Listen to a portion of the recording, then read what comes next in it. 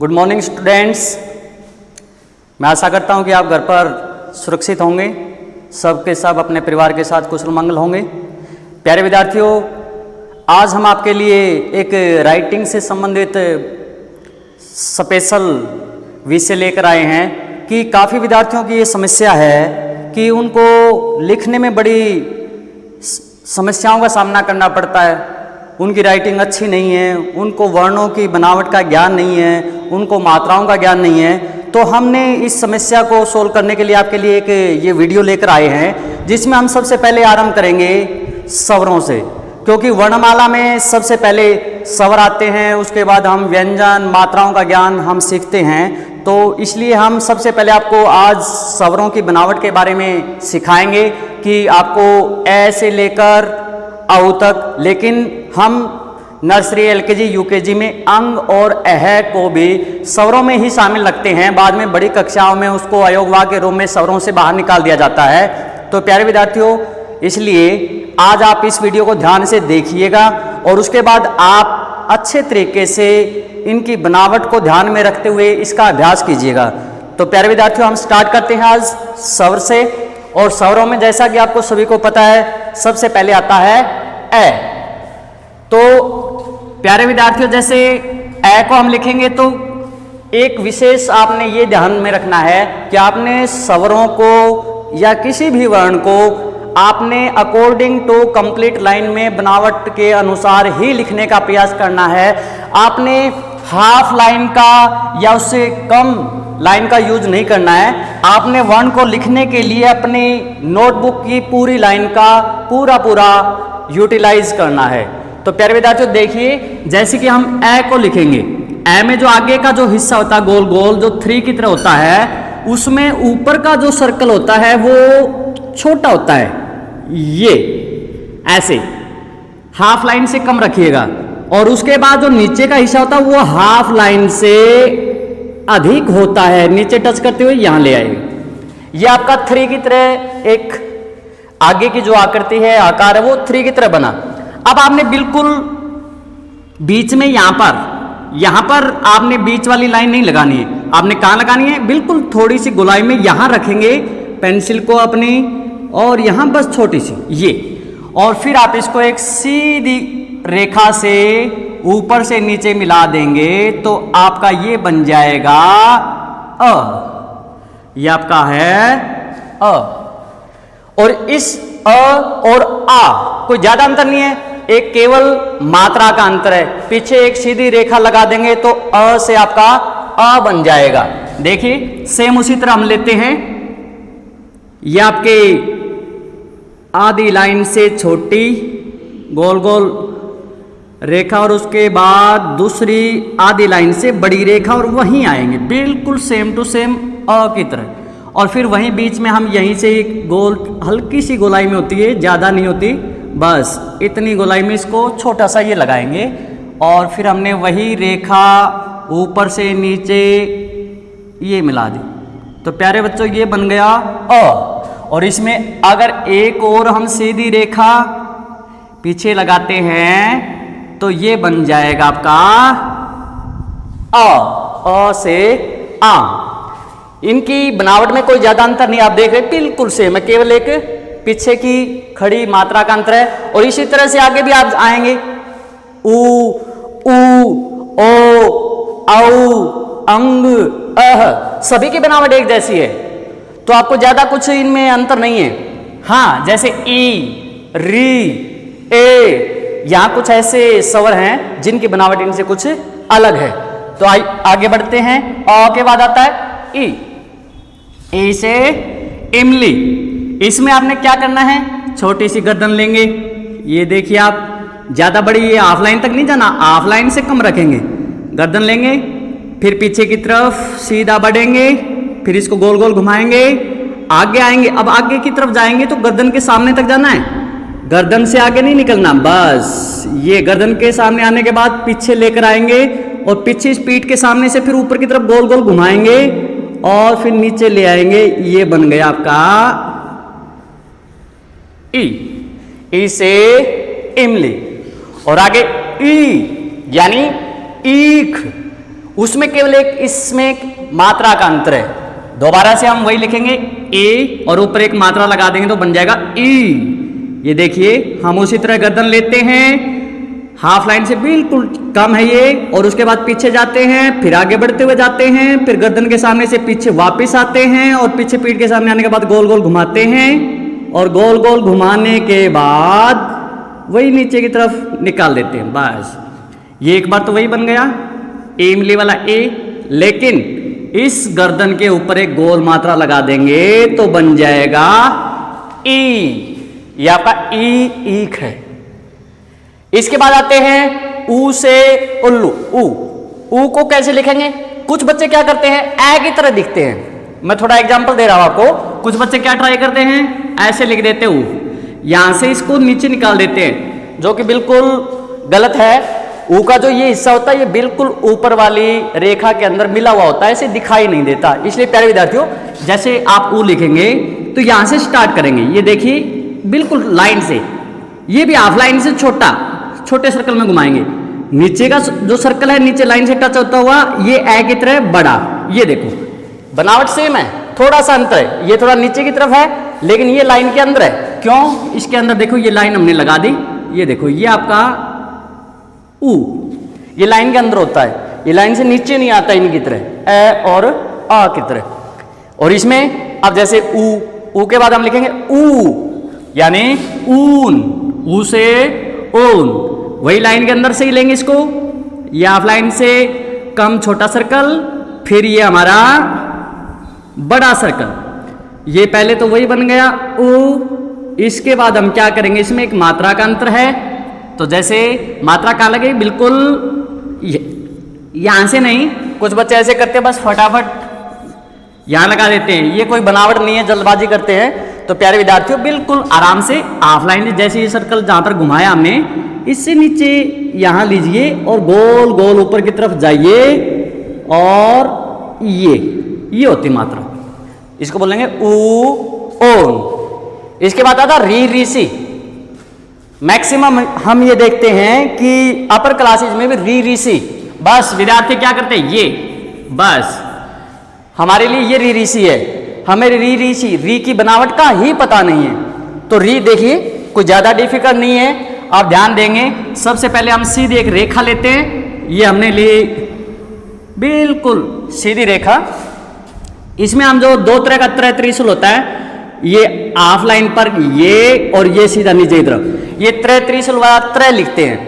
इस तरह के बिल्कुल बैक साइड जहां पर ये खड़ी रेखा में मिला हुआ है, इसके बैक साइड से हम थोड़ा सा गोलाई में ऊपर की तरफ ले जाते हुए घुमाते हुए ये सर्कल लगाते हैं, और फिर नीचे लेकर टै की तरह, टै टमाटर की तरह यहां टै बना देते हैं। ये देखो ये बन गया हमारा री से री सी। कुछ ज्यादा डिफिकल्ट बनावट नहीं है री की, ठीक है।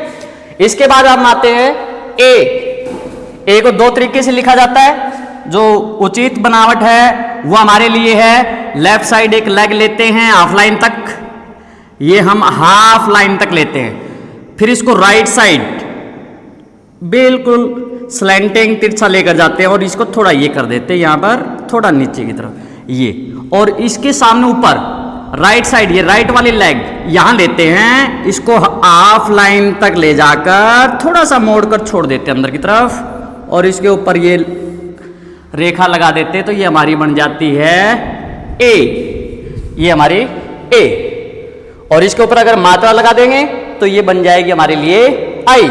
सेम टू सेम वही बनावट, हम हाफ लाइन तक ये लेग लेते हैं, राइट साइड वही ये, और इसके ऊपर ये रेखा लगाकर थोड़ा अंदर की तरफ मोड़ते हुए ऐसे छोड़ देंगे। ये पहले तो बन गया ए, लेकिन राइट लेग ये राइट साइड, ये लेफ्ट है ये राइट लेग के ऊपर एक हम मात्रा, ये वाली मात्रा ऐसे ये बनावट में ये मात्रा लगा देते, ये बन जाता है आई से एन। इसके बाद बात आती है ओ औ, जो बिल्कुल ए आ दोनों से मिलते जुलते हैं। ओ की बनावट देखिए आप, वही ओ की तरह लेते हैं हम पहले, ये हाफ छोटा सर्कल, ये हमारे लिए बड़ा सर्कल, यहां पर छोटी ये रेखा, और उसके बाद इसके एक सीधी खड़ी रेखा, और फिर दूसरी खड़ी रेखा, ये बन गया आ, ये बन गया हमारे लिए अ के ऊपर पीछे वाली जो हमारी मात्रा है या खड़ी रेखा है, इसके ऊपर अगर एक ये मात्रा लगा दें, ये बन जाता है ओ, और इसी के ऊपर अगर एक मात्रा और लगा देते आगे जैसे, तो ये बन जाएगा ओ। ये देखिए, दोबारा से हमने वही छोटा सर्कल, फिर दोबारा से बड़ा, यहीं लेते हुए छोटे रेखा गोल गोल, फिर हमने ये सीधी लाइन रेखा लगा देते हैं, दूसरी रेखा लगा देते हैं, और इसके ऊपर ये एक रेखा दाएं से बाएं लगा देते हैं, तो ये आ बन जाता है। और ध्यान रखना, ये मात्राएं दोनों की दोनों पीछे वाली खड़ी रेखा के ऊपर आनी चाहिए। अगर एक रेखा यहां लगाते हैं तो बनता है ओ, और दूसरी लगा देते तो बन जाता ओ औ। ठीक है, आगे देखिए अंग और अह, बड़ी क्लासेज में इनको अयोगवा कहा जाता है, लेकिन हम छोटी नर्सरी एलकेजी यूकेजी कक्षाओं में इनको स्वरों में ही शामिल करते हैं। तो इसमें देखिए कोई ज़्यादा अंतर नहीं है। सबसे पहले हम अ लिखेंगे, ये देखिए ये तो हमारा छोटा सर्कल, फिर हमारा ये बड़ा सर्कल, और यहाँ पर ये छोटी रेखा लगाते हुए बीच से सीधी एक खड़ी रेखा लगाएंगे, और ये हमने अ बनाया, और उसके ऊपर एक बस रेखा के बिल्कुल, ये ध्यान रखना, रेखा के खड़ी रेखा के बिल्कुल ऊपर आपका बिंदु होना चाहिए, दाएं या बाएं नहीं होना चाहिए। ये आपका बन गया अंग, अंग से अंगूर, और लास्ट में है ओह। ये देखिए अह के लिए हम सबसे पहले वही प्रोसीजर को दोहराएंगे। सबसे पहले हम अ लिखेंगे, ये हमारे लिए आ गया अ, ये हमने लगाई ये खड़ी रेखा, और ये अ बन गया, और पीछे हमने दो बिंदु विसर्ग के लगा दिए, तो ये बन गया अह। तो प्यारे विद्यार्थियों, सबसे ज्यादा गलतियां क्या करते हैं बच्चे कि उनको प्रॉपर वर्णों की ऊंचाई कितनी है, वर्णों की चौड़ाई कितनी है, ये पता नहीं होता। इस करके वो सबसे ज्यादा गलतियां करते हैं। वो लिख देते हैं बस, ये ऊ लिख दिया उन्होंने क्या किया, बस पता ही नहीं है, ए लिख दिया उन्होंने। ये उनको पता ही नहीं कि कैसे हमने इसको लिखना है, इसकी बनावट कैसे आएगी, मात्राएं कैसे, मात्राएं ऐसे लगाते हैं, ये आई लिख देते हैं। अब देखो मात्रा जो गोल गोल घुमाया ये भी गलत है, ये मात्रा कहाँ इसको टच कर रही है, बीच में, ये भी गलत है। तो सबसे प्यारे विद्यार्थियों, सबसे पहले आपको ये सीखने की आवश्यकता है कि मात्राएं लगेंगी कहाँ। हमेशा जिस वर्ण के ऊपर जिस मात्रा की साउंड ध्वनि होती है, उसी वर्ण के ऊपर आप उस मात्रा को अच्छी तरह से लगाएंगे। तो ये तो आपके लिए थे अ से लेकर अह तक सवर, और मैं आशा करता हूं आपने अच्छी तरह से नोट किया होगा कि मैंने कहां से क्या लिखा है। आप ध्यान रखेंगे कि मैंने कहां से इसको स्टार्ट किया था, मात्रा को कहां टच किया है, आपने ये विशेष ध्यान रखने वाली बात है। और अब मैं आपको जल्दी से मात्राएं, स्वरों की मात्राएं होती हैं, तो मैं उनके बारे में आपको बताता हूं कि आप कैसे मात्राओं का सीखने का प्रयास करेंगे। और प्यारे विद्यार्थियों, आपको पता है अ की सबसे पहला जो स्वर हमारा है अ की कोई मात्रा नहीं होती। हाँ, आगे जो आ आता है, आ की मात्रा होती है, और आ की मात्रा बिल्कुल सिंपल है, सभी विद्यार्थियों को पता होगा। मैं यहां लिख देता हूं आ की मात्रा, इनके साथ में लिख देता हूं। ध्यान रखिए प्यारे विद्यार्थियों, मैं आपके लिए ज्यादा उपयुक्त यहां लिखने के बजाय यहां होगा, मैं ये मात्राएं आपके लिए इन स्वरों के साथ में यहीं इस जो दिए गए स्पेस में रख देता हूं। ये देखिए अ की कोई मात्रा नहीं है, आ की मात्रा ये है, ई। अब देखो यहां भी समस्या आती है, कुछ विद्यार्थी मानते हैं कि ये जो बड़ी ई की मात्रा ऐसे लगी हुई है, तो वो मानते हैं कि ये जो मात्रा होती है ये बड़ी ई की होती है, जो कि बिल्कुल गलत है।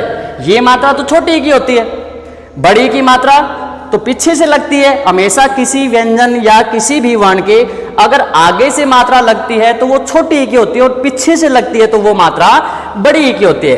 तो प्यारे विद्यार्थियों ध्यान दें, ये सबसे पहले हम खड़ी रेखा लेंगे, और इसके ऊपर राइट साइड अगर इसको नीचे मिलाएंगे, ये जो मात्रा होती है ये छोटी ई यानी ई की मात्रा होती है, ये मात्रा ई की है। और ई की मात्रा कौन सी है, हम ये खड़ी रेखा लेंगे, और ये जो मात्रा यहां से ये आगे की तरफ जो आएगी, पीछे से आगे की तरफ, ये मात्रा बड़ी ई की होती है। और प्यारे विद्यार्थियों, छोटे ऊ की मात्रा जैसे कि आपको पता है, छोटे ऊ की मात्रा हमेशा किसी वर्ण के नीचे लगती है, जिसके लिए हम गोल गोल घुमाते हैं वर्ण के नीचे और आगे की तरफ ऐसे छोड़ देते हैं। ये छोटे ऊ की मात्रा है। और बड़े ऊ की मात्रा गोल गोल घुमाकर ऊपर से नीचे निकालते हैं। देखिए, ये देखिए, ऐसे गोल गोल घुमाकर ऊपर से ऐसे ये जो मात्रा है ये बड़े ऊ की मात्रा है, जिसको हम कह सकते हैं ऊ की मात्रा ये है और ऊ की मात्रा ये है। री की मात्रा बिल्कुल इजी है। री की मात्रा हमेशा वर्ण के किसी व्यंजन के नीचे लगाई जाती है, ये री की मात्रा है। और ए की मात्रा हमेशा ध्यान रखें, किसी वर्ण के ऊपर अगर एक मात्रा ऐसे लगी है तो ये ए की मात्रा है। और दो लगी हुई ये मात्राएं, ये ध्यान रखें, जैसे ये डबल है, ये हो गई, और दूसरी ये हो गई, ये आई की मात्रा है। और ध्यान रखना, ए आई और ओ औ की मात्राओं में अंतर समझना जरूरी है। कई बार विद्यार्थियों को ये पता नहीं होता कि ये मात्राएं ए की मात्रा है या ओ की, आई की मात्रा है या औ की, क्या अंतर है। अगर इन्हीं मात्राओं के नीचे हम एक सीधी रेखा लगा दें, यही मात्रा ओ की मात्रा हो जाएगी। इसी के नीचे एक सीधी रेखा लगा दें, ये मात्रा औ की मात्रा हो जाएगी। देखिए कैसे, अगर हम सीधी रेखा ये लेकर, ये हमने सीधी रेखा ले और इसके ऊपर अगर हम एक मात्रा लगा देते हैं तो ये मात्रा होगी ओ की मात्रा। और इसी तरह अगर हम सीधी एक रेखा लेकर, ये देखिए, इसके ऊपर अगर दो मात्राएं लगा देते हैं तो ये मात्रा हो जाएगी औ की। अब ये दोनों मात्राएं, ये ओ और ये औ की मात्रा है, जबकि ये ए और ये आई की मात्रा है।